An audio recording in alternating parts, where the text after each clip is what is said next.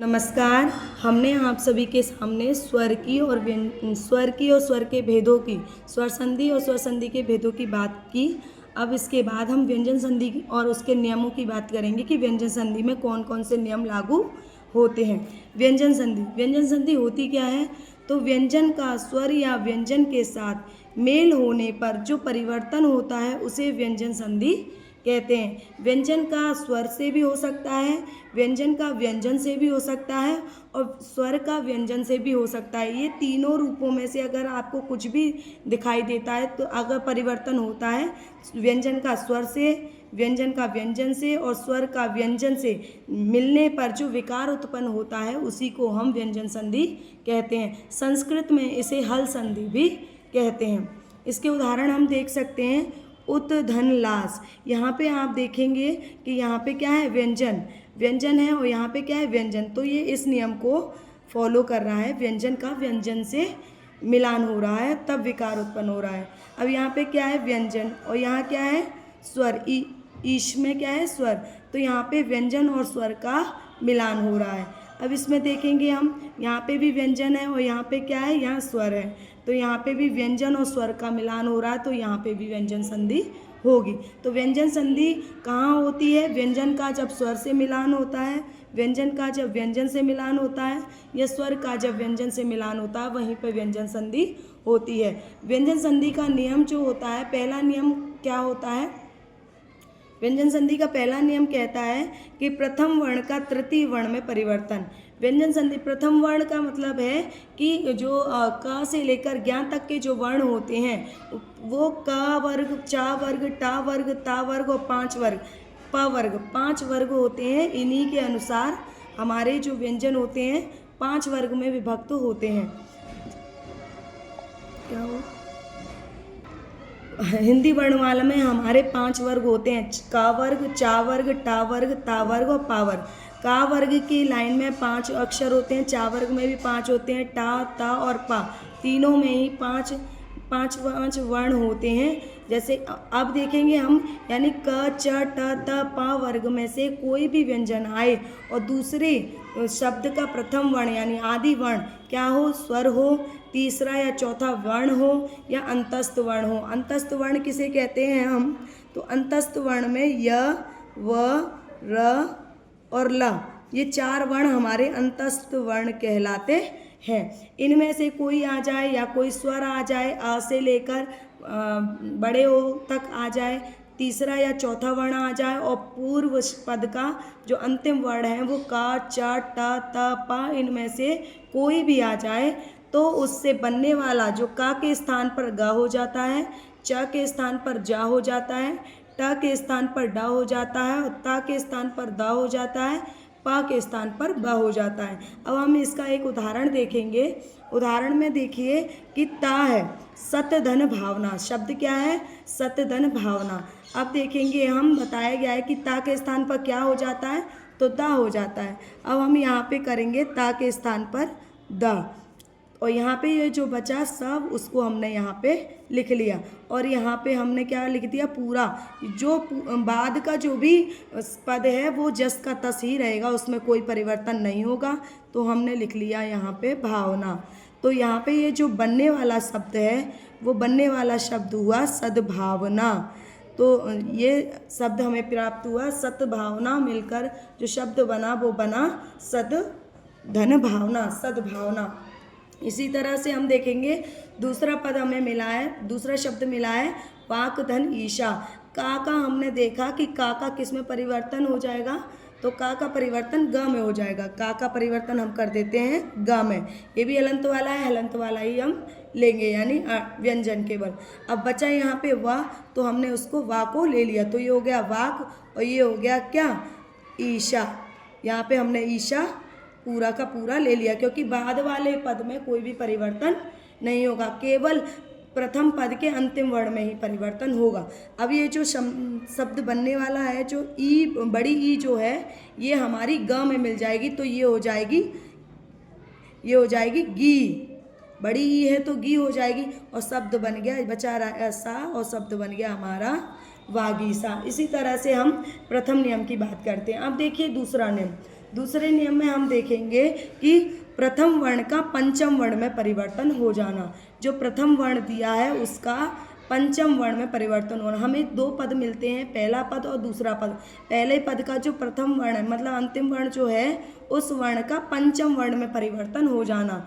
देखिए ये पांचों, ये नियम ही हमें कहता है कि पांचों वर्ग के का, च, ट, त, प पहला वर्ण जो है इन वर्णों के साथ में यदि पंचमा अक्षर आता है, पांचवा अक्षर आता है तो का के स्थान पर यहाँ हो जाएगा, चा के स्थान पर यहाँ हो जाएगा, टा के स्थान पर ना हो जाएगा, ता के स्थान पर ना और पा के स्थान पर माँ हो जाएगा। अब हम उदाहरण देखते हैं कि जगत धन नाथ, तो ता के स्थान पर हमने देखा ता के स्थान पर क्या हो जाएगा, ना हो जाएगा, तो हम ता के स्थान पर ना करेंगे और बचा यहाँ पे क्या बच गया जग, है ना। और ये जो पंचमाक्षर या अंतिम वर्ण जो पद है उसमें किसी प्रकार का कोई परिवर्तन नहीं होगा, तो इसको हम यहाँ पे नाथ लिख लेंगे।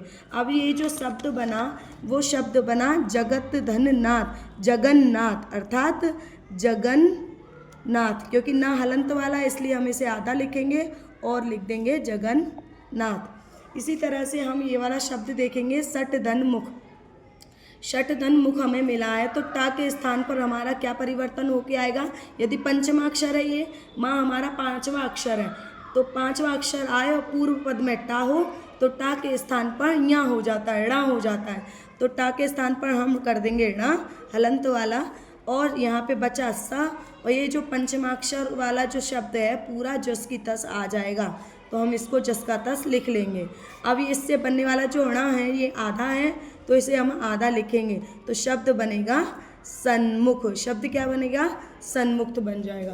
तो सन्मुक्त इसमें क्या है, प्रथम वर्ण का पंचम वर्ण में परिवर्तन हो जाता है। ये सेकंड नियम हमारा ये कहता है। तीसरा नियम क्या कहता है, तीसरे नियम में कई सारे नियम हैं लेकिन पहला नियम हम देखेंगे कि तीसरा नियम क्या कहता है। तीसरा नियम हमारा कहता है ता संबंधी नियम है तीसरा नियम।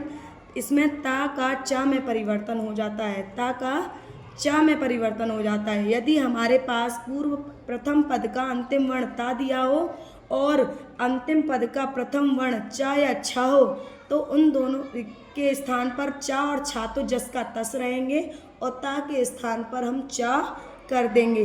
तो अब देखते हैं हम जगत धन छाया हमें शब्द मिला है तो इसमें हम करेंगे ता के स्थान पर हमने कर दिया चा हलंत वाला और जग का हमने जस के तस लिख लिया, इसके बाद में हमने छाया पूरा लिख लिया। तो हमें जो शब्द चा का हम आधा चा लिखेंगे क्योंकि हलंत वाला है और जग यहाँ पे लिख लिया और छाया यहाँ हो गया, तो हमें शब्द मिला जगत छाया। इसमें क्या होता है ता का चा में परिवर्तन हो जाता है, ये हमें नियम ये बताता है। अब ता का जा में परिवर्तन, यहाँ पे अभी जो हुआ था ता का चा में परिवर्तन हुआ था, दूसरा नियम कहता है ता का जा में परिवर्तन। ता का अगर जा में परिवर्तन होगा तो वो कैसे होगा, यदि पूर्व पद का अंतिम वर्ण ता हो और बाद में आने वाला जो वर्ण है जा या झा हो तो ता का परिवर्तन हलंत जा में हो जाता है। अब देखिए ता का हमने परिवर्तन किया, कर दिया ज में परिवर्तन हलंत जा में, और ऊ का हमने जस का तस लिख लिया और ज्वल का भी हमने जस का तस लिख लिया। अब ये दोनों जब मिला के बनेगा तो हमारा उज्ज्वल, उज्ज्वल में हमेशा आप देखेंगे जा हमेशा डबल आता है लेकिन दोनों ही जा आधे आधे होते हैं। ये हमारी शुद्ध वर्तनी में भी काम आता है, शुद्ध वर्तनी से शब्द पूछे जाते हैं तो वो हमें यहाँ पे बता सकते हैं कि आधा आधा जा आते हैं, दो जा आते हैं, दोनों ही आधे आधे आते हैं। अब आ जाइए ता का डा या ढा या ला में परिवर्तन। यदि ता आए ता का डा ढा और ला में परिवर्तन कैसे होता है, तो ता का डा में परिवर्तन, ता का ड़ा में परिवर्तन और ता का ला में परिवर्तन। तो पहला देखेंगे हम, अगर ता के बाद में टा वर्ण आए तो ता का टा वर्ण में परिवर्तन हो जाता है। शब्द है हमारे पास तत् धन टीका, तत् धन टीका का हम ता के स्थान पर कर देंगे टा, तो और इस ता को हम जस का तस यहाँ लिख लेंगे और इसका शब्द जो बाद का वो जो शब्द है उसमें किसी प्रकार का कोई परिवर्तन नहीं आएगा। तो इनसे जो बनने वाला शब्द है हमारा बनेगा तट्टिका, है ना, शब्द बनेगा हमारा टट्टिका, क्योंकि ये टा आधा है तो इसलिए हमने आधा लिख लिया और इस तरह से हम इसको शुद्ध लिखते हैं, तो टट्टिका शब्द प्राप्त हुआ। अब देखिए ता के बाद ड आए तो ता का परिवर्तन उसी वर्ण का परिवर्तन हो जाता है और बाद में शब्द वही रहता है। तो ता का डा में परिवर्तन देखेंगे उत्दन डयन, ता का हमने यहाँ पे परिवर्तन कर दिया ड में, है ना, और ऊ का हमने लिख लिया जस का तस और यहाँ पे आया डयन, शब्द क्या डयन पूरा आ गया। अब देखेंगे हम तो ये इससे जो मिलने वाला शब्द है हमें बनेगा उड्डयन, शब्द मिलेगा हमको उड्डयन। इसको हम ऐसे भी लिख सकते हैं और ऐसे भी लिख सकते हैं, दोनों ही शब्द हमारे सही हैं। अब हम ता संबंधी और नियम की बात करेंगे। जो चौथा नियम ये कहता है ता संबंधी कि ता का चा तथा शा का छा में परिवर्तन कैसे होता है। ता आए और सा आए तो ता का परिवर्तन च में हो जाएगा और सा का परिवर्तन हमारा छा में हो जाएगा। तो ता का च और सा का छा में परिवर्तन हमको यहाँ पे करना है, ये भी ता संबंधी नियम है। अब देखिए उत धन श्वास, हमें शब्द मिला है उत धन श्वास। अब इसमें देखेंगे ता का हमने किस में परिवर्तन कर दिया, तो यहाँ मांग रहा है कि ता का परिवर्तन च में हो जाएगा, तो ता का परिवर्तन हमने कर दिया चा में और सा जो है उसका परिवर्तन हम कर देंगे छा में, तो सा का यहाँ पर परिवर्तन हो गया छा। अब जो मिलने वाला शब्द है हमें ऊ हमने यहाँ पे लिख लिया और वास यहाँ पे हमने, क्योंकि यही बचा तो इसने जो बचा हुआ है हमने वो यहाँ पे और यहाँ पे लिख लिया। अब ये जो बनने वाला शब्द है वो बनेगा, ये जो ता है हलंत वाला तो ये भी हलंत है, ये भी आधा है, ये भी आधा है, दोनों आधे आधे हैं, तो हमारा शब्द बनेगा उच्छ्वास। क्या बनेगा, ये भी आधा हो गया उच्छ्वास, ये भी आधा हलंत है और ये भी, तो हमारा शब्द बनेगा उच्छ्वास। अभी छा संबंधी नियम जो है व्यंजन संधि का, वो नियम क्या कहता है, इसमें चा का आगमन हो जाता है। आगमन हम उसे कहते हैं जब कोई वर्ण आ जाता है।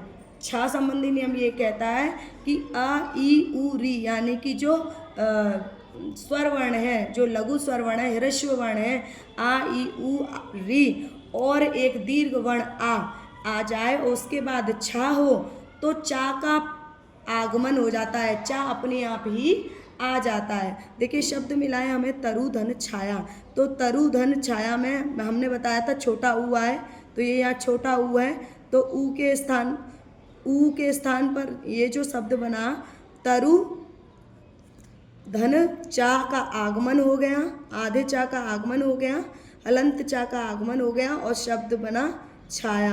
तो इससे जो मिलने वाला शब्द है हमें मिल गया तरु छाया। इसी प्रकार देखेंगे ता का दा तथा हा का धा में परिवर्तन।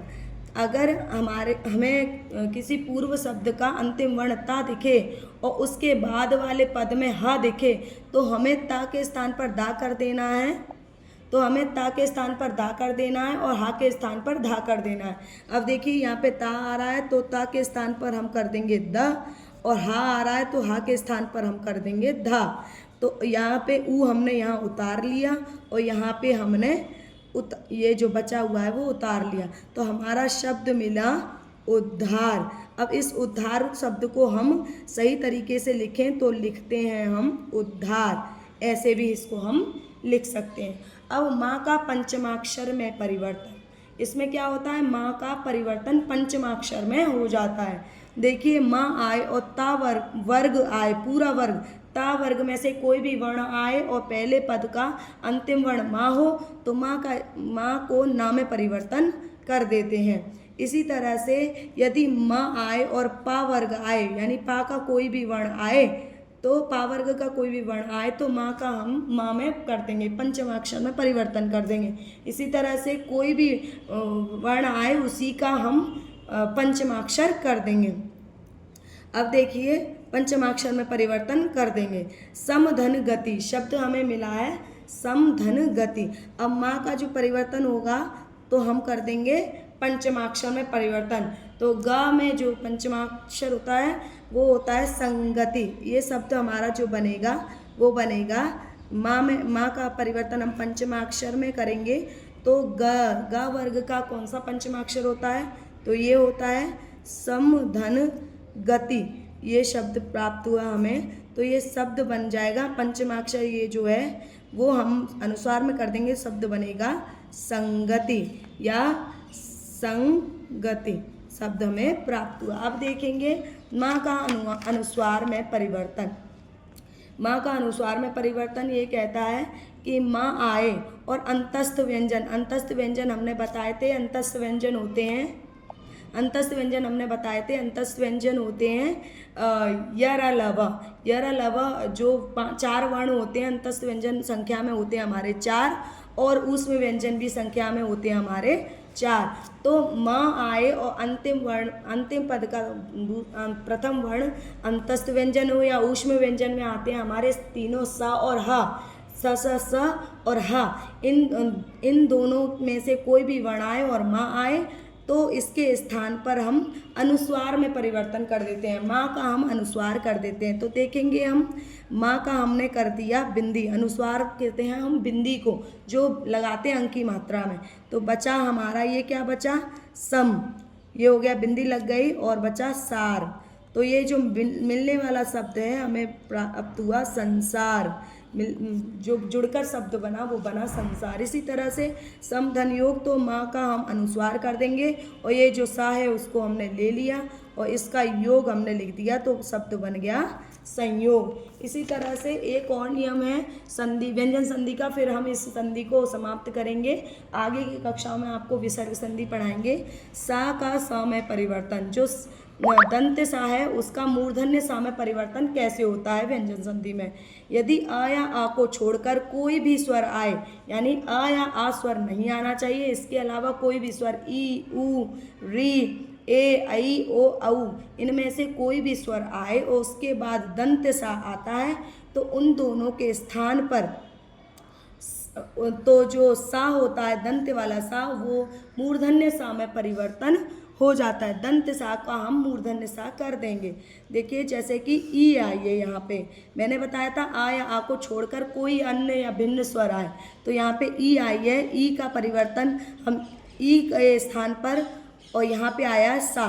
तो अगर ई आए और सा आए तो हम सा, ई आए और सा आए तो हम सा का परिवर्तन किस में कर देंगे, षटकोण वाले सा में कर देंगे, यानी कि मूर्धन्य सा में कर देंगे। तो अभी हमने ऐसा ही लिख लिया जैस का तस, इसमें किसी प्रकार का कोई परिवर्तन नहीं आएगा। और अभी दंत सा के स्थान पर हमने मूर्धन्य सा कर दिया और बचा हुआ का यहाँ लिख लिया। तो शब्द हमको प्राप्त हुआ अभिषेक, शब्द प्राप्त हुआ हमको अभिषेक। इसी तरह से हम यहाँ पे भी देखेंगे, यहाँ पे आ रहा है ऊ, हमने बताया था आ या आ को छोड़कर अन्य स्वर कोई भी हो, तो यहाँ पे ऊ स्वर है, आ या आ में से कोई भी स्वर नहीं आया, ऊ स्वर है। और बाद में हमने बताया था बाद का अन्य स्वर, अन्य पद का जो प्रथम वर्ण है वो सा हो, तो सा के स्थान पर हम षटकोण वाला सा यानी मूर्धन्य सा कर देंगे। तो अब देखेंगे अनु का हमने जस का तस अनु लिख लिया, इसमें किसी प्रकार का कोई परिवर्तन नहीं होगा। और बचा ग गी, तो हमने गी भी ऐसे ही लिख लिया। अब इसमें जो बनने वाला जो शब्द है वो बनेगा अनुसंगी। क्या बनेगा, अनुसंगी, क्योंकि यहाँ अनुस्वार था ही तो हमने अनुस्वार ले लिया। तो यहाँ व्यंजन संधि हमारी समाप्त होती हैं। अब हम कल से आपको विसर्ग संधि आगे की क्लासें लेंगे।